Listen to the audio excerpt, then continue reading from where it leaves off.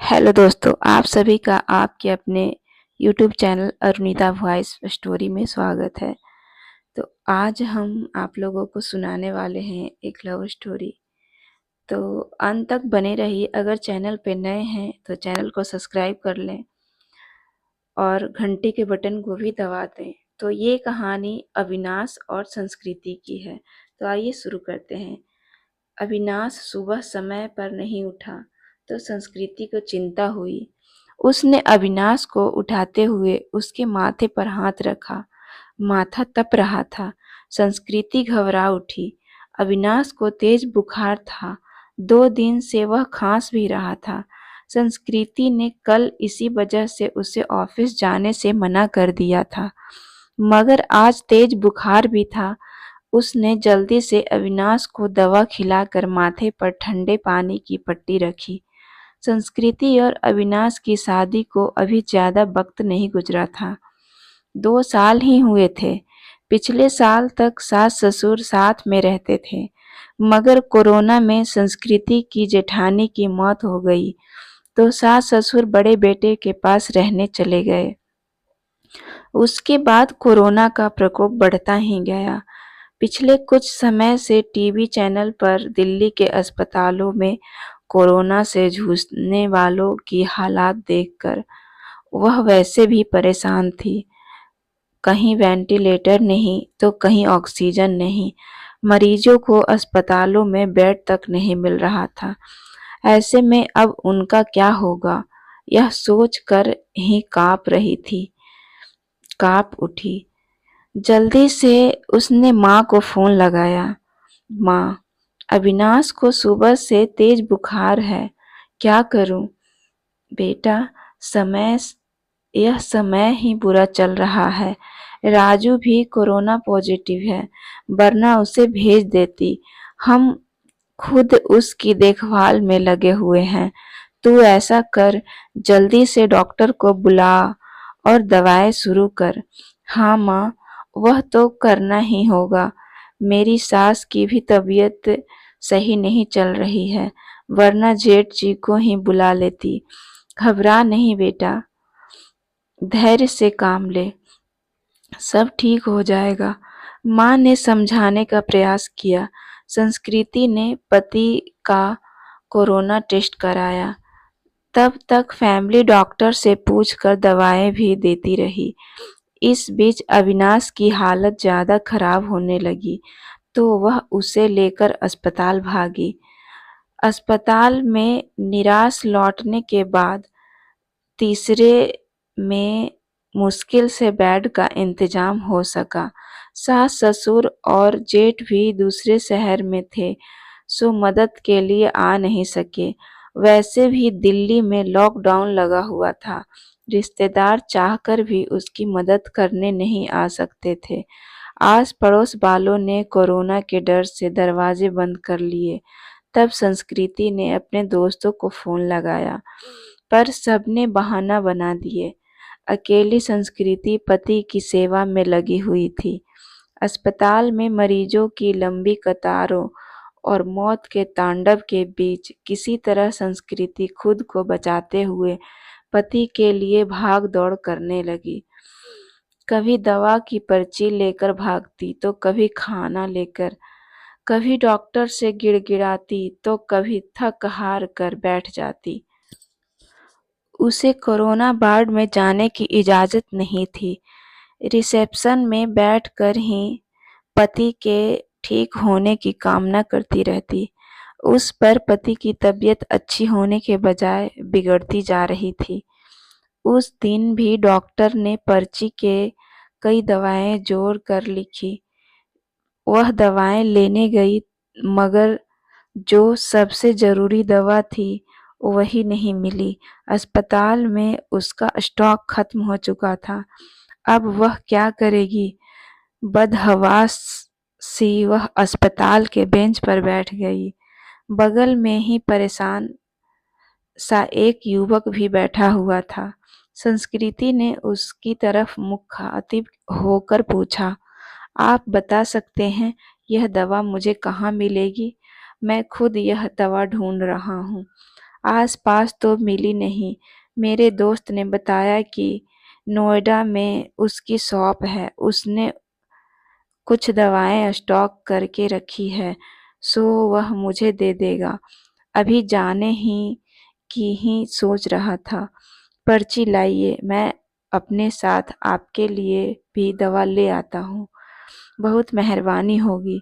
सुबह से इसके लिए परेशान हो रही थी। पसीना पोंछते हुए संस्कृति ने कृतज्ञ स्वर में कहा, मेहरबानी की कोई बात नहीं, इंसान ही इंसान के काम आता है। बस इतना शुक्र मनाइए कि दवा वहाँ मिल जाए।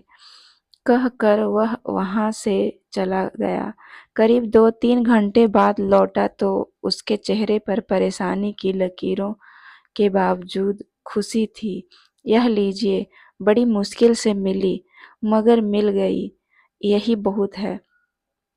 बहुत बहुत शुक्रिया। कितने की है? संस्कृति का चेहरा भी खिल उठा था। अरे नहीं, पैसे की ज़रूरत नहीं। आप पहले यह दवा खिलाइए मरीज को। उस दिन के बाद से दोनों में बातचीत होने लगी। वह अपने भाई की देखभाल में लगा था और संस्कृति पति के लिए दौड़-भाग कर रही थी। दोनों का दर्द एक सा ही था। संस्कृति जब भी व्यथित होती तो उसके कंधों पर सिर रखकर रो लेती। कोई चीज़ लानी होती तो प्रतीक लेकर आ जाता। संस्कृति को घर छोड़कर आता। धीरे-धीरे तकलीफ के इन दोनों में दो अजनबी एक बंधन में बंधते जा रहे थे। उनके बीच एक अजीब-सा आकर्षण भी था, जो दोनों के इस बंधन को और मजबूत बना रहा था। एक दिन अविनाश का ऑक्सीजन लेवल काफ़ी घट गया। अस्पताल में ऑक्सीजन सिलेंडर नहीं था। तब प्रतीक ने यह जिम्मेदारी अपने ऊपर ले ली। पूरे दिन कड़ी धूप और गर्मी में लाइन में लगकर आखिर वह ऑक्सीजन सिलेंडर लेकर ही लौटा था। उस दिन संस्कृति ने पूछा था, आप मेरे लिए इतना कुछ कर रहे हैं, इतना ख्याल रखते हैं, मगर क्यों? मैं आप की कुछ भी नहीं लगती। फिर बताओ न, ऐसा क्यों कर रहे हो? पहली बात, हर क्यों का जवाब नहीं होता। और दूसरी बात, हम दोनों हमसफ़र नहीं हैं तो क्या हुआ, हम दर्द तो हैं ना। आपके दर्द को मैं बहुत अच्छे से महसूस कर सकता हूँ। आपकी तकलीफ़ देखकर मुझे दुख होता है। बस किसी भी तरह आपकी मदद करना चाहता हूँ। एक अनकहा सा मगर मजबूत साथ महसूस कर वह गमों के बीच भी मुस्कुरा उठी थी। धीरे-धीरे अविनाश की तबीयत और भी बिगड़ गई और उसको वेंटिलेटर पर रखना पड़ा। अस्पताल में वेंटिलेटर्स की भी कमी थी। कई वेंटिलेटर्स खराब हो गए। बदहवास सी संस्कृति ने प्रतीक को फ़ोन लगाया तो पता चला कि उसके भाई को भी कहीं और शिफ्ट करने की नौबत आ गई है। आप चिंता न करो संस्कृति जी, मैं अपने भाई को जिस अस्पताल में लेकर जा रहा हूँ, आपके पति को भी वहीं लेकर चलता हूँ। वहाँ वेंटिलेटर की सुविधा है और डॉक्टर्स भी अच्छे हैं। प्रतीक ने उसे ढाढ़स बंधाया और फिर जल्दी ही शिफ्टिंग की सारी तैयारी करा दी। शाम में सब निबट गया तो प्रतीक का हाथ पकड़कर रूंधे गले से संस्कृति इतना ही कह सकी, आप नहीं होते तो पता नहीं क्या होता। मैं नहीं होता तो कोई और होता। अच्छे लोगों की मदद के लिए कोई न कोई आ ही जाता ऐसा नहीं है प्रतीक जी। मैंने अपने दोस्तों, पड़ोसियों और परिचितों सबको देख लिया। इस कठिन समय में कोई भी मेरे साथ खड़ा नहीं। केवल आप ही हैं जिसे 4-6 दिन पहले तक मैं जानती भी नहीं थी। आज लगता है ऐसे आपके बिना रह ही नहीं सकती। उसकी बात सुनकर प्रतीक ने एक अलग ही नज़र नज़र से संस्कृति को देखा और फिर मुस्कुरा कर चला गया।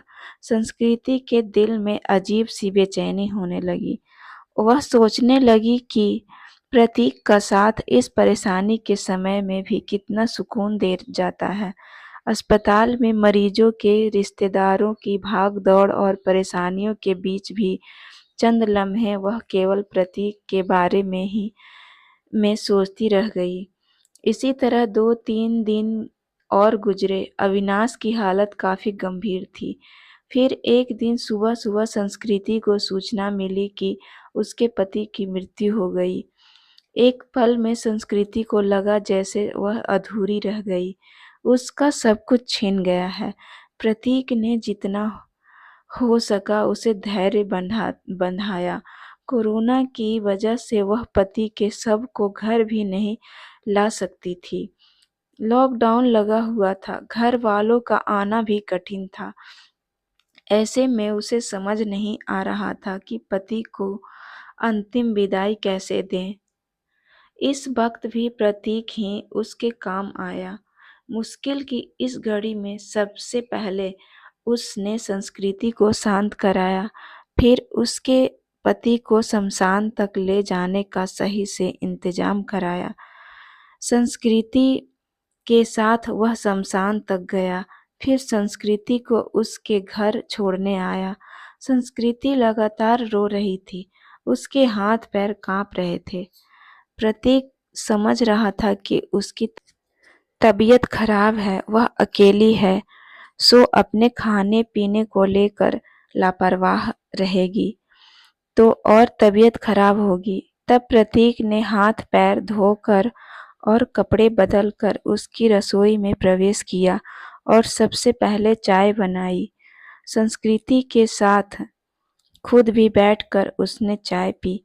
फिर संस्कृति को नहाने भेजकर दाल-चावल बनाने लगा। संस्कृति को खाना खिलाकर उसके लिए सब्जी, फल, दूध आदि का इंतजाम कर और सांत्वना देकर वह वापस लौट गया। 2-3 दिन बाद जब संस्कृति थोड़ी सामान्य हुई और पति की मौत के सदमे से उबरी तो उसे प्रतीक की याद आई। प्रतीक उसके लिए अपनों से बढ़कर बन चुका था, मगर उसे पता नहीं था कि वह कहाँ रहता है, क्या जॉब करता है। बस एक फ़ोन नंबर था। उसने फ़ोन मिलाया तो नंबर बंद आ रहा था। संस्कृति घबरा उठी। वह प्रतीक से संपर्क करना चाहती थी, मगर ऐसा हो न सका। 2-3 घंटे वह लगातार फ़ोन ट्राई करती रही, मगर फ़ोन बंद ही आ रहा था। अब उससे रहा नहीं गया। कुछ सोचकर वह उसी अस्पताल में पहुंची, जहां उसके पति और प्रतीक का भाई एडमिट था। वह रिसेप्शन एरिया में घूमकर प्रतीक को खोजने लगी, क्योंकि अक्सर दोनों वहीं बैठे होते थे। फिर वह उसे खोजती हुई कैंटीन में भी गई। हर तरफ चक्कर लगा लिया, मगर प्रतीक कहीं नजर नहीं आ रहा था। थक कर वह वापस रिसेप्शन में आकर बैठ गई और सोचने लगी, अब क्या करेगी। करत भी उसे वह नर्स नजर आई जिससे संस्कृति की जान पहचान हो गई थी। संस्कृति के पति की देखभाल वही नर्स करती थी। संस्कृति उसे अक्सर अम्मा कहकर पुकारा करती। नर्स ने प्रतीक को भी उसके साथ कई बार देखा हुआ था। संस्कृति दौड़कर नर्स के पास गई। दुखी स्वर में नर्स ने कहा, सॉरी बेबी, तुम्हारे पति को हम बचा नहीं पाए। जो लिखा था वह हो गया। पर यह बताओ अम्मा, आप तो प्रतीक याद है जो अक्सर मेरे साथ होता था। उसके भाई का इलाज चल रहा था। हाँ बेबी, उसके भाई की भी तो मृत्यु हो गई। वह खुद भी एडमिट है, उसे भी कोरोना है। और जानती हो बेबी, वह तेरे पति वाले बेड नंबर 125 है। सच अम्मा, आप उसे पहचानती हो ना? हाँ बेबी, पहचानती हूँ। तेरी बहुत हेल्प करता था, पर अब उसकी हेल्प करने वाला कोई नहीं, अकेला है वह। मैं हूँ ना अम्मा। अब उसके लिए किसी भी चीज़ की ज़रूरत पड़े तो मुझे बताना, मैं उसके अटेंडेंट के रूप में अपना नाम लिखवा लेती हूँ। ठीक है बेबी, मैं बताती हूँ तुझे। इसके बाद संस्कृति पूरे मन से प्रतीक की सेवा में लग गई। उसके लिए घर का खाना, फल, दवाएं वगैरह लेकर आना, उसकी हर जिम्मेदारी अपने ऊपर लेना। डॉक्टरों से उसकी तबीयत की हर वक्त जानकारी लेते रहना, जैसे काम वह पूरे उत्साह से कर रही थी। इस बीच प्रतीक की हालत बिगड़ी और उसे आईसीयू में ले जाने की जरूरत पड़ गई। इसके लिए अस्पताल के क्लर्क ने उसके आगे एक फॉर्म भरवाया। उसने मरीज के साथ क्या संबंध है यह लिखकर हस्ताक्षर करना था। संस्कृति कुछ पलों के लिए सोचती रही कि वह क्या लिखे। फिर उसने उस खाली जगह पर पत्नी लिखकर साइन कर दिया। क्लर्क को कागज जमा कर वह खुद में ही मुस्कुरा उठी। 2-3 दिन आईसीयू में रहकर प्रतीक की हालत में सुधार शुरू हुआ और उसे कोविड वार्ड से वापस शिफ्ट कर दिया गया। 7-8 दिनों तक लगातार सुधार होने और रिपोर्ट नेगेटिव आने के बाद उसे डिस्चार्ज भी कर दिया गया। इतने दिनों तक संस्कृति ने भी अपना खाना पीना और नींद भूलकर दिन रात प्रतीक की सेवा में थी। डिस्चार्ज वाले दिन वह बहुत खुश थी। उसने सीधा अपने घर के लिए कैब बुक किया और प्रतीक को अपने घर ले आई।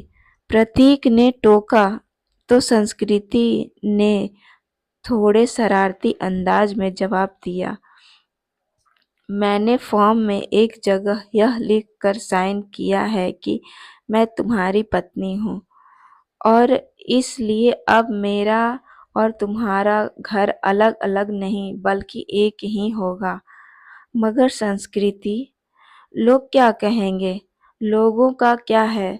प्रतीक, जब मुझे जरूरत थी तो क्या लोग मेरी मदद के लिए आए थे? नहीं ना। उस वक्त तुमने मेरा साथ दिया था। अब मेरी बारी है। इसमें गलत क्या है? तुम थोड़े ठीक हो जाओ, फिर सोचेंगे कि क्या करना है। संस्कृति ने अपना फैसला सुना दिया।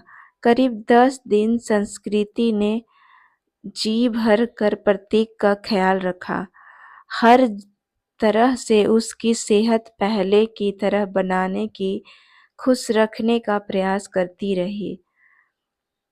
संस्कृति एक संयुक्त परिवार से संबंध रखती थी। ससुराल में धन संपत्ति की कमी नहीं थी। यह घर भी पति के बाद उसके नाम हो चुका था। पति ने उसके लिए काफी संपत्ति और गहने भी छोड़े थे। बस एक हमसफर कमी थी जिसे प्रतीक पूरा कर सकता था। उस दिन शाम में संस्कृति ने प्रतीक के हाथों को थाम कर कहा, जो बात मैंने अनजाने में ही उस फॉर्म में लिखा, क्या हम उसे हकीकत का रूप नहीं दे सकते? क्या मैं तुम्हें अपने हमदर्द के साथ साथ एक हमसफर के रूप में भी स्वीकार हूँ? मुझे लगता है संस्कृति की अब यह बात कहना फ़ुज़ूल है। मतलब यह कि तुम ऑलरेडी मेरी हमदर्द और हमसफ़र बन चुकी हो। हम हमेशा साथ रहेंगे। तुमसे बढ़कर और कोई मेरा ख़्याल नहीं रख सकता, कहकर प्रतीक ने संस्कृति को गले से लगा लिया। तो दोस्तों, उम्मीद करती हूँ यह लव स्टोरी आप सभी को बहुत ही पसंद आई होगी। तो ज़्यादा से ज़्यादा चैनल को सब्सक्राइब करें और हमारे पेज पे हैं, हमें सुन रहे हैं, हमारी कहानी को सुन रहे हैं तो फॉलो ज़रूर कर लें, ताकि आने वाली नई-नई स्टोरी आप लोगों तक पहुँचा सकें हम। तो मिलते हैं नेक्स्ट स्टोरी में, तब तक के लिए नमस्कार, खुश रहिए, हँसते मुस्कुराते रहिए हमेशा।